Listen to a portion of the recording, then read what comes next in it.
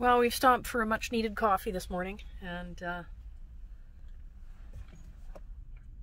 what are you doing? Little Miss Journey likes to sing. What? Oh! Oh! Whoa!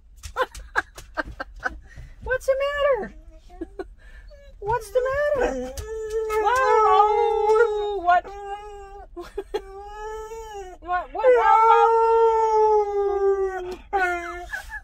They don't make coffee for puppies. They don't.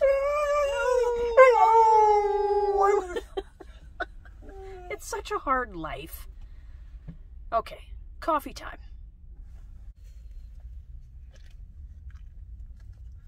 So because in usual fashion I spilled coffee on myself, I had to change my sweatshirt. Oh man. Oh, she's still singing. What? What? Oh no! Oh,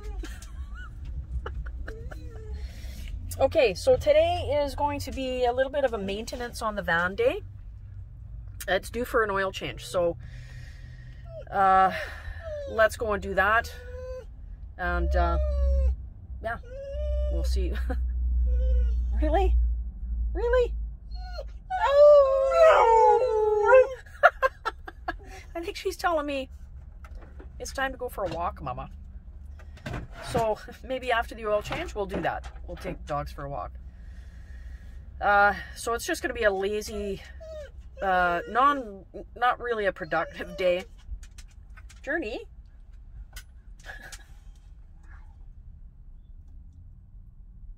Every time I start to talk, she'll start talking. Anyway, so yeah, non-productive day, I don't think. Maybe, I don't know, might try and get the wheel wells boxed out.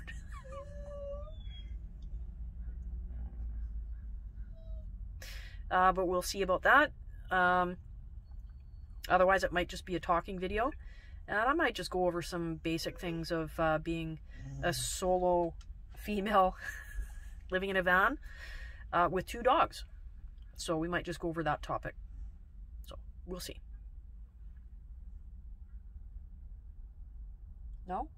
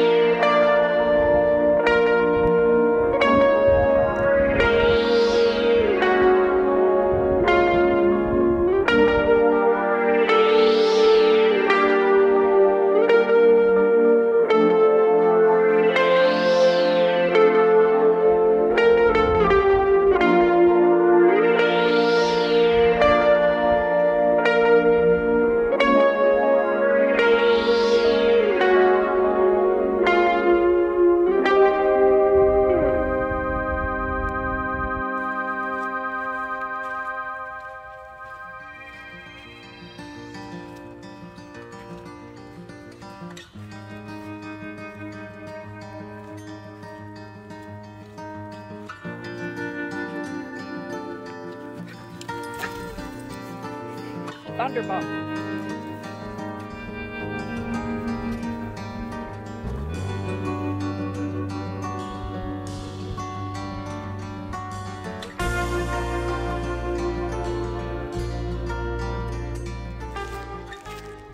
Okay, so we just put the bear back in her cave. What? There's your leash. Yes, it is. Are you going to show us the lake?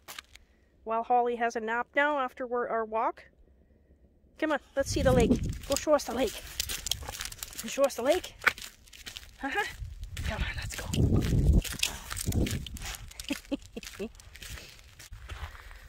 On this side, there's a main dike that runs down the center here. This side is the marshland. And this is all protected area. I imagine hundreds of thousands of years ago this was all under water with ocean water.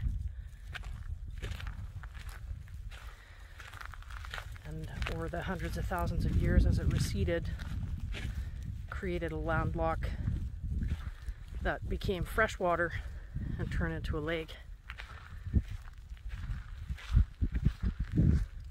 So this is Pitt Lake here. It's quite a big lake. People actually live on the other side there. And there's cabins up here. I believe there's a hot spring at the top end of Pitt Lake as well, accessible by boat. I've never been to it though. Anyway, there's a lookout tower ahead. We'll head to that.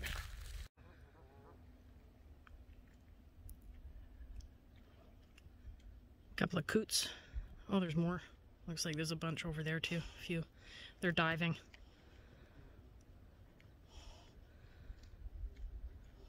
There's a couple up there too. These are one of my favorites, the coots.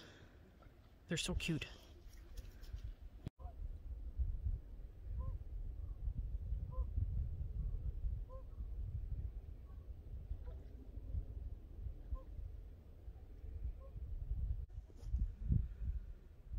And there, on the top of that piling, where are we? Where's my finger? There it is. Right on top of that piling there is an osprey nest. You'll often see the osprey in the spring and summer fishing out of this lake.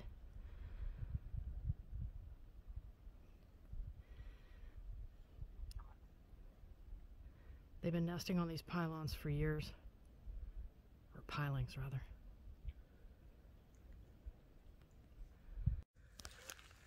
So we'll take a look from the tower here and see what the view offers.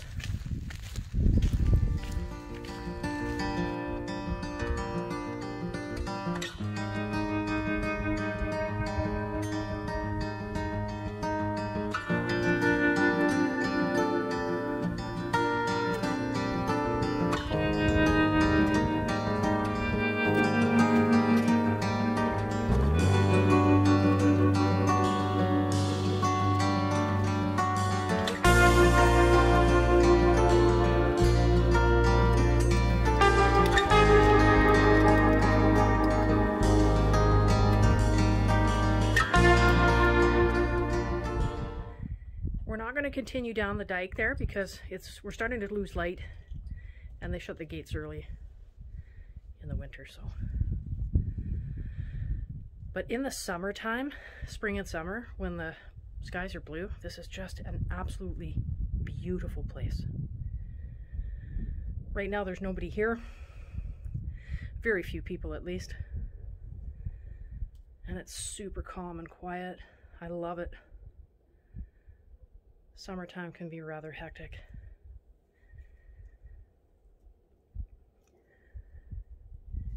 And because it gets too people-y in the summertime, I try to stay away. Even though I'd love to be here in the summer. Just too many people.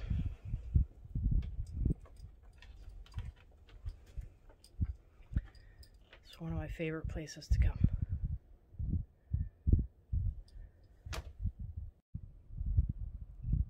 And that peak that you can see right there is the west peek of the golden ears.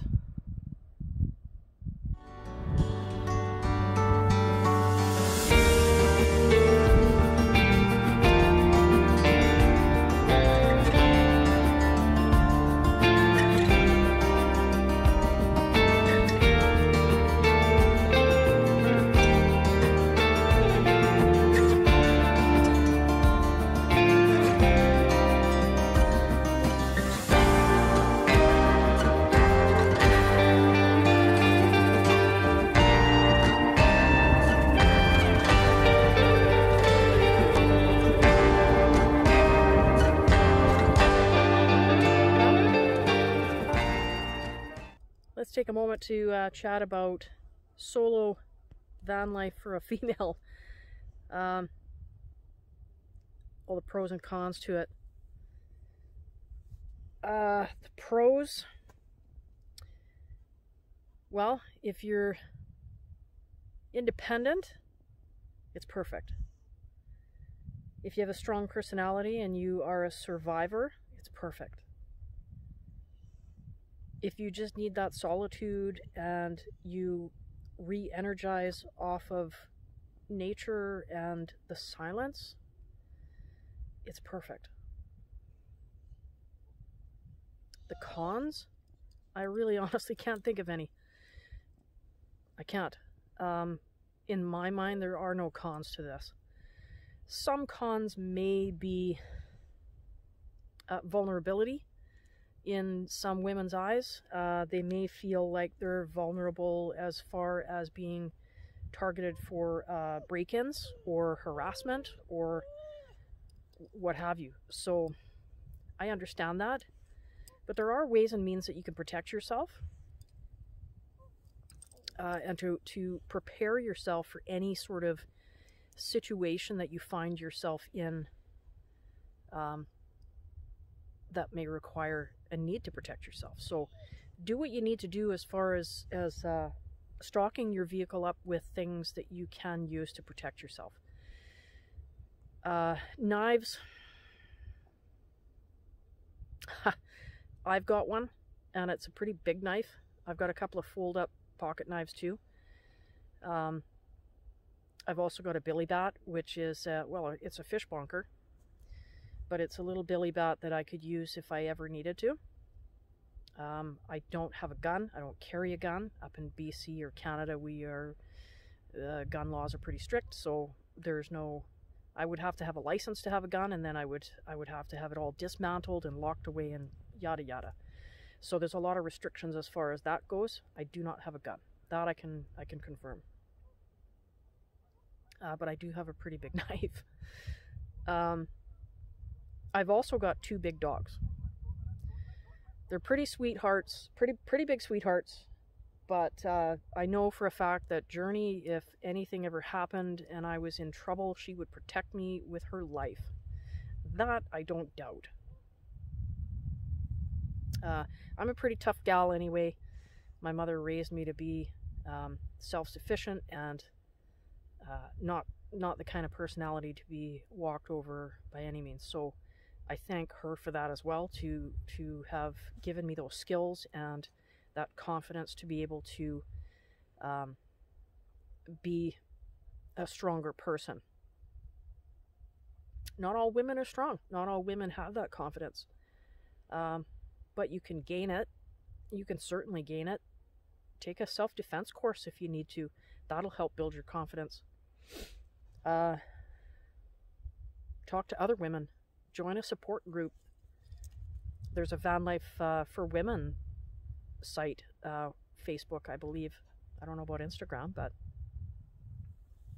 there are pages. Sorry, my arm is getting tired. But there are pages that you can join, and there are other women out there who live this life. And you can also bounce ideas off of them. You can ask questions, ask for suggestions, anything. But there is a support group out there, and even myself, if you are a solo van-dwelling female and you want to ask questions or talk about what you could possibly do to help protect yourself, reach out to me. I'll be more than happy to help you and give suggestions and offer assistance in that respect. Another thing that you could put in your van too that you could definitely use is dog spray, mace, pepper spray. Some people call it mace. It's pepper spray. You can get it in little canisters that are pocket size. Those are the 0.05% capsicum. They'll pack a punch if you get somebody right square in the face with it.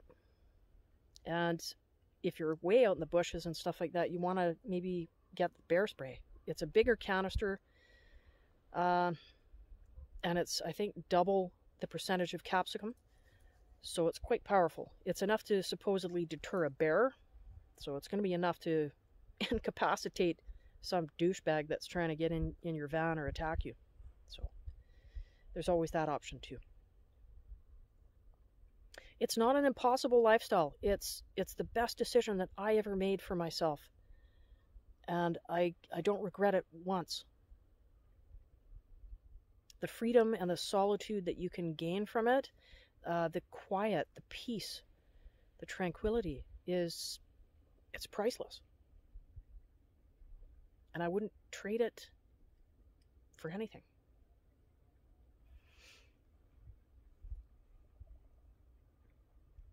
I just wish there were certain people that I've lost that could be here to share it with me. Because I know for a fact they would have loved it. But don't ever be afraid to venture out and do the things that you want to do in this life, because it's short and it goes by in the blink of an eye.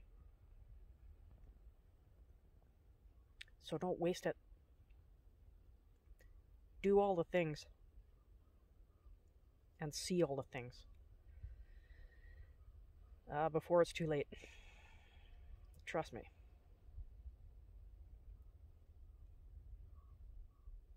Well, Journey, what do you think? Time to go back? I think so. I'm getting hungry.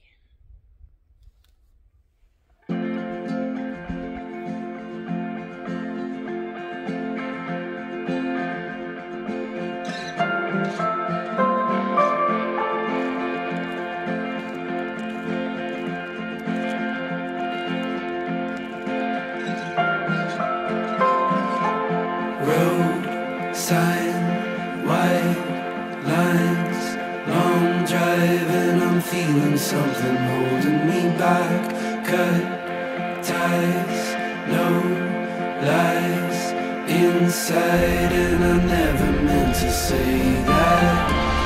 My eyes wide, all running high, seaside, and I never wanna go back. A long drive into the night.